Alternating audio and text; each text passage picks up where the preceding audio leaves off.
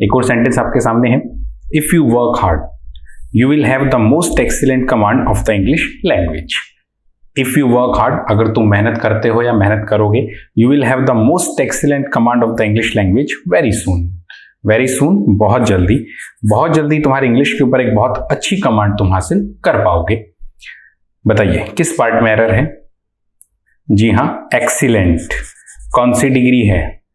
जी हाँ, ये खुद अपने आप में एक सुपरलेटिव डिग्री है। अभी हमने बात की थी कुछ एडजेक्टिव्स ऐसे होते हैं जो सिर्फ और सिर्फ एक ही डिग्री में इस्तेमाल होते हैं, एक्सीलेंट उनमें से एक है। ये खुद अपने आप में सुपरलेटिव डिग्री है, हम इसको और ज्यादा सुपरलेटिव नहीं बना सकते, यानी इसके साथ हम मोस्ट का इस्तेमाल नहीं कर सकते। मोस्ट हटा दीजिए, सेंटेंस सही हो जाएगा। You will have the excellent command of the English language, most हटा दो, सेंटेंस हमारा सही है। नेक्स्ट सेंटेंस देखते हैं।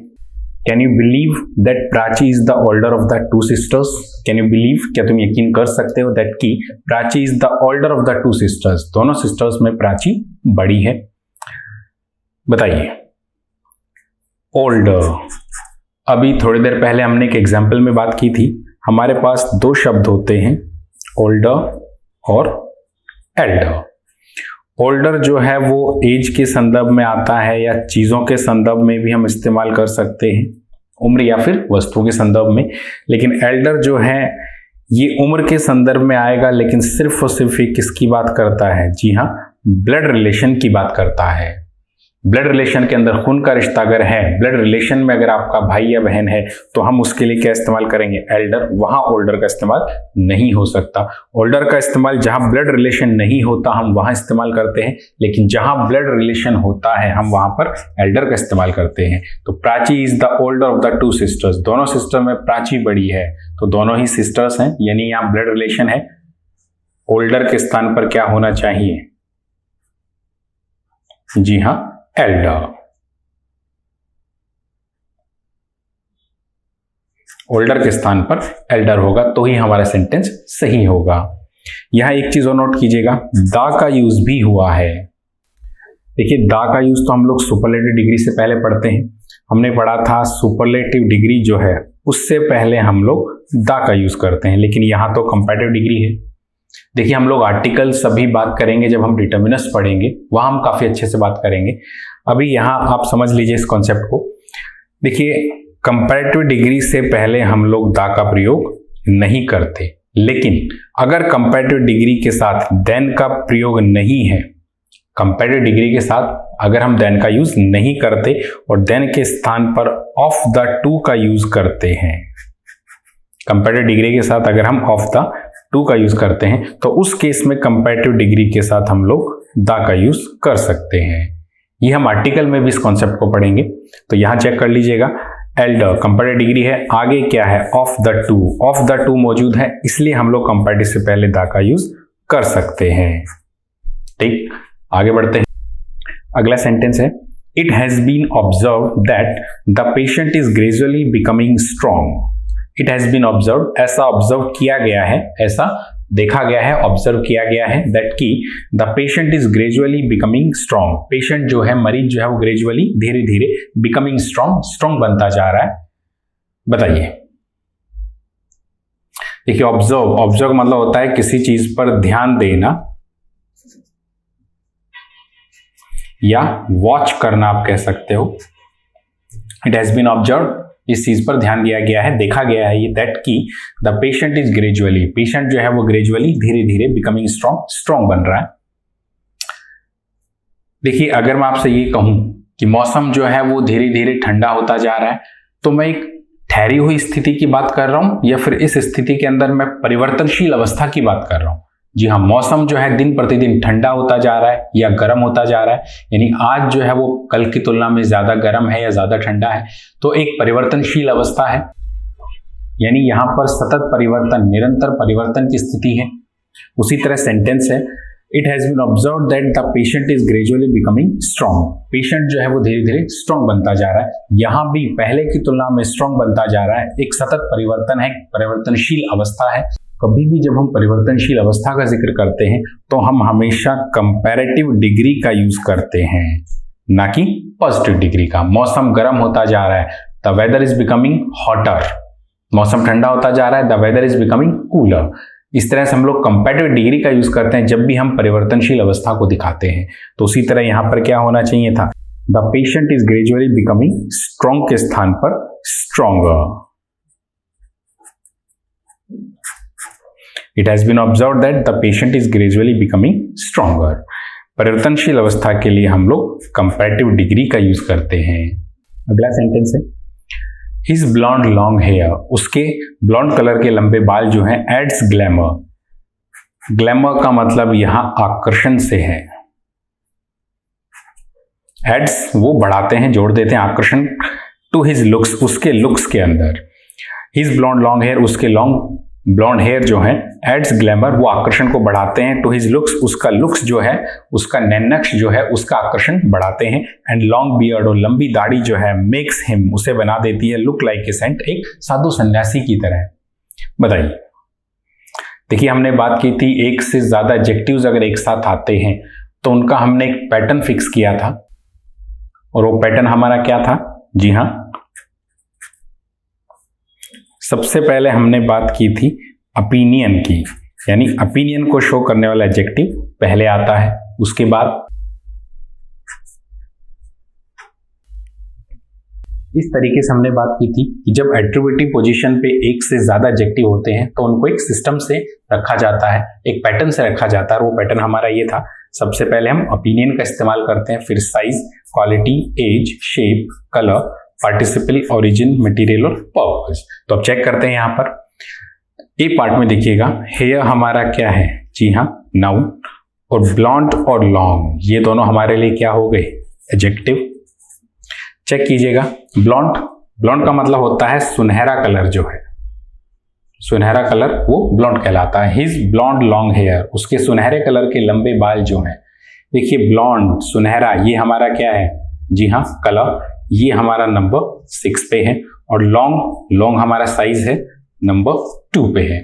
तो 6 और 2 में से पहले कौन सा आना चाहिए था? जी हाँ, 2 6 इसको होना चाहिए था। तो इसका सही तरीका हमारे लिए क्या होगा? लॉन्ग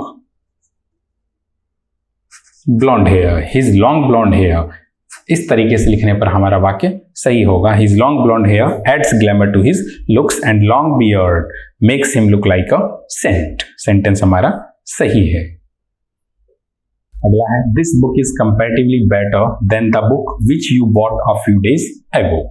दिस बुक, ये वाली किताब जो इज कंपैरेटिवली बेटर, तुलनात्मक रूप से कहीं ज्यादा अच्छी है, देन बजाय द बुक, उस किताब से, विच यू बॉट, जो तुमने खरीदी थी, अ फ्यू डेज एगो, कुछ दिन पहले। देखिए हमने बात की थी कंपैरेटिवली, रिलेटिवली और प्रेफरेबली, इन तीनों की हमने बात की थी। कंपैरेटिवली,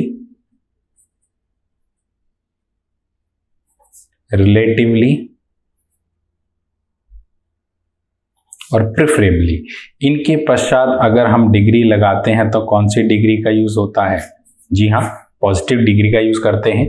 कंपैरेटिवली, रिलेटिवली और प्रेफरेबली के बाद में हम लोग पॉजिटिव डिग्री का यूज करते हैं। और कंपैरेटिव डिग्री के पश्चात हम लोग देन का यूज करते हैं। सेंटेंस पढ़िएगा, this book is comparatively better. देखिए कंपैरेटिवली, कंपैरेटिवली के बाद में क्या चाहिए आपको? जी हाँ, पॉजिटिव डिग्री। कंपैरेटिवली अपने बाद में पॉजिटिव डिग्री लेगा। लेकिन आगे पढ़िए sentence, better than the book, better than, आगे क्या मौजूद है? जी हाँ, देन, और देन अपने से पहले कौन सी डिग्री लेता है? कंपैरेटिव। अब बताइएगा, कंपैरेटिवली पॉजिटिव डिग्री लेगा, लेकिन देन पॉजिटिव नहीं, ये अपने आप में कंपैरेटिव डिग्री ही लेगा। अब क्या किया जाए? अब कंपैरेटिवली के साथ अगर हम यहाँ पर गुड करते हैं तो आगे देन है, और देन अपने से पहले पॉजिटिव नहीं ले सकता, ये कंपैरेटिव ही लेगा। अगर आप यहाँ गुड कर देते हैं, देन को भी हटा देते हैं, तो आगे वाले सेंटेंस का मीनिंग नहीं जुड़ पाएगा, क्योंकि देन बजाय द बुक, उस किताब के, विच, जो कि you bought a few days ago, कुछ दिन पहले तुमने खरीदी है। देन वाक्य के अंदर से नहीं हट सकता, क्योंकि देन अगले पार्ट से मीनिंग कनेक्ट कर रहा है, अगले पार्ट से मीनिंग जोड़ रहा है। देन बजाय द बुक, उस किताब के। अब बताइएगा, देखिए ऐसा अगर होता है कि वाक्य के अंदर कंपैरेटिवली भी है और देन भी है, तो ऐसे केस में हमें कंपैरेटिवली को ही हटाना होगा, क्योंकि अगर हम देन को हटा देंगे तो आगे मीनिंग कनेक्ट नहीं हो पाएगा, आगे वाले पार्ट से मीनिंग नहीं जुड़ पाएगा। इसलिए हम लोग ऐसे केस में कंपैरेटिवली को ही हटा देते हैं। अगर देन वाक्य में नहीं होता या आगे वाक्य नहीं होता तो हम लोग बिल्कुल कंपैरेटिवली को ही रखते और उसके साथ हम गुड का इस्तेमाल करते, पॉजिटिव डिग्री लगाते। लेकिन आगे क्या है, देन मौजूद है, देन अगले हिस्से से वाक्य को जोड़ रहा है, तो अब तो हमें देन की रिक्वायरमेंट ज्यादा है बजाय कंपैरेटिवली के। तो ऐसे केस में हम कंपैरेटिवली को ही हटाकर वाक्य सही करेंगे। This book is better than, ये किताब जो है कहीं ज्यादा अच्छी है, द बुक उस किताब के, विच जो कि you bought a few days ago, कुछ दिन तुमने पहले खरीदी थी। यानी यहां कंपैरेटिवली हटा दीजिए, सेंटेंस सही हो जाएगा। आगे है it is hard to believe. Hard to believe का मतलब होता है जिस पर विश्वास करना काफी मुश्किल हो। It is hard to believe that कि Sunil was more intelligent, Sunil जो था वो कहीं ज्यादा इंटेलिजेंट था देन वाइजर, बजाय वाइज होने के, व्हेन ही वाज 16, जब वो 16 साल का था। देखिए हमने पहले एक एग्जाम्पल में बात की थी, अगर हम एक ही व्यक्ति की दो क्वालिटीज की तुलना करते हैं तो हम कंपैरेटिव डिग्री के अंदर सिर्फ और सिर्फ मोर का ही इस्तेमाल करते हैं। यानी देन से पहले जो कंपैरेटिव डिग्री बनेगी वो सिर्फ मोर से ही बनेगी, और देन के पश्चात हम लोग जो डिग्री लगाएंगे वो पॉजिटिव ही लगाएंगे। एक एग्जाम्पल में हमने बात की थी और एग्जाम्पल हमने लिखा था,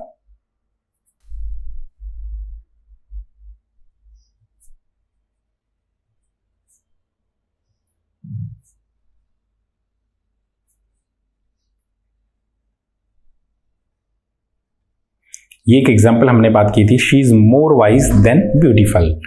she is more wise than beautiful, वो बुद्धिमान ज्यादा है बजाय सुंदर होने के। यानी हम लोग शी सिर्फ एक ही व्यक्ति की दो क्वालिटीज की तुलना कर रहे हैं, और ऐसे केस के अंदर हम लोग देन से पहले जो कंपैरेटिव लगाएंगे वो मोर से ही बनाएंगे, और देन के बाद में जो डिग्री आएगी वो पॉजिटिव ही आएगी। हम लोग इस एग्जाम्पल की पहले बात कर चुके हैं, उसी तरह का एक एग्जाम्पल आपके सामने है ये। It is hard to believe that Sunil was more intelligent than wiser. अब इंटेलिजेंट और वाइजर दोनों ही सुनील के लिए इस्तेमाल हो रहे हैं, यानी एक ही व्यक्ति की दो क्वालिटीज की हम लोग तुलना कर रहे हैं, और ऐसे केस के अंदर देन से पहले जो डिग्री होगी वो मोर से बनती है, और इंटेलिजेंट की डिग्री वैसे भी हमारी मोर से ही बनती है, यानी मोर इंटेलिजेंट अपनी जगह सही है। लेकिन देन के बाद में जो डिग्री होती है वो हमारी पॉजिटिव होती है। तो यहां पर वाइजर के स्थान पर क्या करना होगा, जी हां, वाइज करने पर ही हमारा वाक्य सही होगा। वाइजर के स्थान पे वाइज कर दीजिएगा। Sunil was more intelligent then wise when he was 16। अब हमारा सेंटेंस सही है। नेक्स्ट सेंटेंस है, Ponting has great power of scoring runs. Ponting के अंदर काफी ज्यादा पावर है स्कोरिंग रन्स, रन स्कोर करने की, रन बनाने की, वेन एवर नीडेड, जब भी आवश्यकता होती है। बट लेकिन Sachin has even greatest ability, लेकिन सचिन के अंदर कहीं ज्यादा काबिलियत है टू आउटशाइन पॉन्टिंग, जो कि पॉन्टिंग को भी आउटशाइन करती है। देखिए आउटशाइन का मतलब होता है पीछे छोड़ देना, सरपास कर देना, पीछे छोड़ देना। यानी सचिन के अंदर कहीं ज्यादा योग्यता है जो आउटशाइन पॉन्टिंग, जो पॉन्टिंग को भी पीछे छोड़ देती है, पॉन्टिंग के ऊपर भी ज्यादा प्रभावी साबित होती है। बताइए, देखिए यहां तुलना किसकी कर रहे हैं, जी हां, हम लोग यहां सचिन और पॉन्टिंग दो लोगों की तुलना कर रहे हैं। और हमने बात की थी जब भी हम लोग दो लोगों की तुलना करते हैं, जब भी हम दो की बात करते हैं तो कौन सी डिग्री का इस्तेमाल होता है, जी हाँ, कंपैरेटिव डिग्री का इस्तेमाल होता है। लेकिन यहां पर कौन सी डिग्री है, Sachin has even greatest ability, यहां पर सुपरलेटिव डिग्री है, तो हमें इसका क्या करना पड़ेगा, जी हाँ, पॉजिटिव डिग्री, और ग्रेटेस्ट की पॉजिटिव डिग्री ग्रेटर होती है। Sachin has even greater ability to outshine Ponting. दो लोगों की तुलना के लिए हम लोग कंपैरेटिव डिग्री का यूज करते हैं, ग्रेटेस्ट के स्थान पर ग्रेटर हो जाएगा। सेंटेंस आपका अब सही है। Pankaj is as good if not better than all his friends who are well known for their brilliant business acumen. Well known प्रसिद्ध, जो कि जाने माने हैं, प्रसिद्ध हैं, जाने जाते हैं, for their brilliant business acumen. Brilliant काफी ज्यादा अच्छे दर्जे का, बिजनेस एक्यूमेन, देखिए एक्यूमेन का मतलब होता है ability,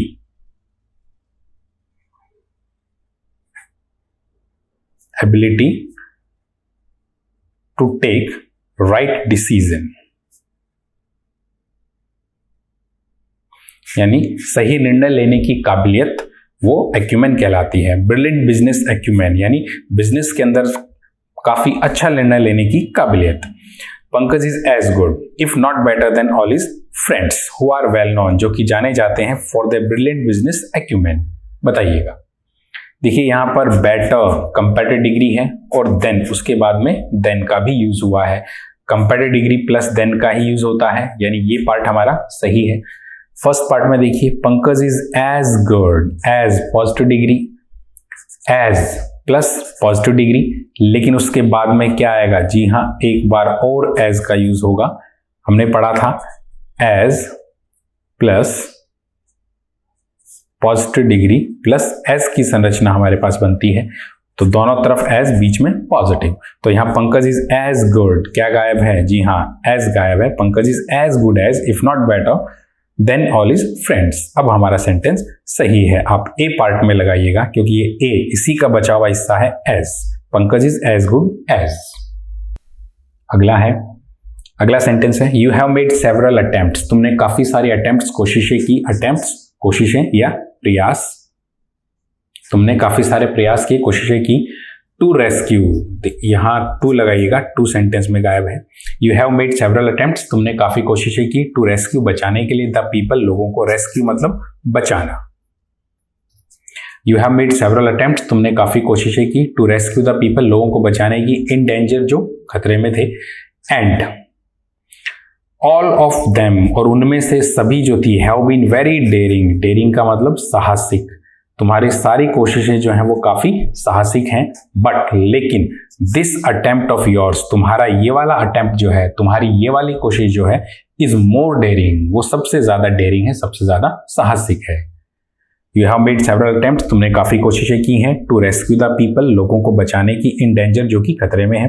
and all of them, और वो सभी जो हैं, हैव बीन वेरी डेयरिंग, काफी ज्यादा साहसिक हैं। बट लेकिन दिस अटेम्प्ट, ये वाली कोशिश जो ऑफ योर्स, तुम्हारी ये वाली कोशिश जो है, इज मोर डेयरिंग, सबसे ज्यादा डेयरिंग है। देखिएगा, तुलना कर रहे हैं हम लोग, सिर्फ दो की तुलना हो रही है, दो से ज्यादा की। जी हाँ, दो से ज्यादा की तुलना कर रहे हैं। सेवरल अटेम्प्ट्स, तुमने अनेक कोशिशें की, काफी ज्यादा कोशिशें की, और वो सारी अच्छी थी, लेकिन ये वाली उन सभी में सबसे ज्यादा साहसिक है। सेवरल अटेम्प्ट्स, काफी ज्यादा कोशिशें की। You have made several attempts, तुमने अनेक कोशिशें की, यानी दो से ज्यादा है, सेवरल अनेक, और वो सभी जो थी काफी ज्यादा डेयरिंग थी, लेकिन ये वाली उन सब में सबसे ज्यादा डेयरिंग है। तो दो से ज्यादा होते ही हम लोग कौन सी डिग्री का इस्तेमाल करते हैं? जी हाँ, सुपरलेटिव डिग्री। और डेयरिंग की सुपरलेटिव क्या होती है? जी हाँ, मोस्ट डेयरिंग। हमें यहां पर मोस्ट डेयरिंग करना पड़ेगा, सुपरलेटिव, और सुपरलेटिव से पहले द आर्टिकल का यूज भी होगा। तो हमारा सही सेंटेंस क्या होगा? But this attempt of yours is the most daring. अब हमारा सेंटेंस सही है। दो से ज्यादा के लिए सुपरलेटिव डिग्री का यूज होता है। अगला है there are dozens of books, दर्जनों किताबें हैं ऑन इंग्लिश, यानी इंग्लिश पर काफी दर्जनों किताबें हैं अवेलेबल, जो कि आपके लिए अवेलेबल उपलब्ध है इन द मार्केट में। बट लेकिन दिस वन इज बेटर, लेकिन ये वाली सबसे अच्छी है। यानी दर्जनों में से सबसे ज्यादा अच्छी, यानी दो से ज्यादा में से सबसे अच्छी अगर आपको बताना है तो कौन सी डिग्री यूज करेंगे? जी हाँ, सुपरलेटिव। सुपरलेटिव क्या होगी? बेस्ट, और सुपरलेटिव से पहले द का use. But this one is the best. अब आपका सेंटेंस सही है। अगला है When I was walking along the bank of the river, when I was walking, जब मैं चल रहा था, along the bank of the river, नदी के किनारे, बैंक किनारे of the river, I saw, मैंने देखा, an asleep man in rags and tatters, मैंने एक asleep सोते हुए मैंने इंसान को देखा, in rags and tatters। rags and tatters का मतलब होता है बड़ी फटीचर वाली हालत में, फटे हाल जिसको आप कह सकते हो, बहुत ही गरीबी वाली स्थिति में, वेरी पुअर कंडीशन, फटे हाल स्थिति, दैट इज रैग्स एंड टैटर्स कहलाता है। बताइएगा। देखिए इसमें एडजेक्टिव क्या है? मैन, ये हमारा क्या हो गया? नाउन। और एस्लीप मैन, एस्लीप किसके लिए आ रहा है? मैन के लिए। ये हमारे लिए क्या है? एडजेक्टिव। देखिए हमने बात की थी कुछ एडजेक्टिव्स ऐसे होते हैं जो सिर्फ और सिर्फ एक ही पोजीशन पर इस्तेमाल होते हैं, और एस्लीप भी उस लिस्ट में शामिल था। एस्लीप एक ऐसा एडजेक्टिव है जो सिर्फ और सिर्फ प्रेडिकेटिव ही इस्तेमाल होता है। जैसे एक सेंटेंस अगर मैं लिखूं,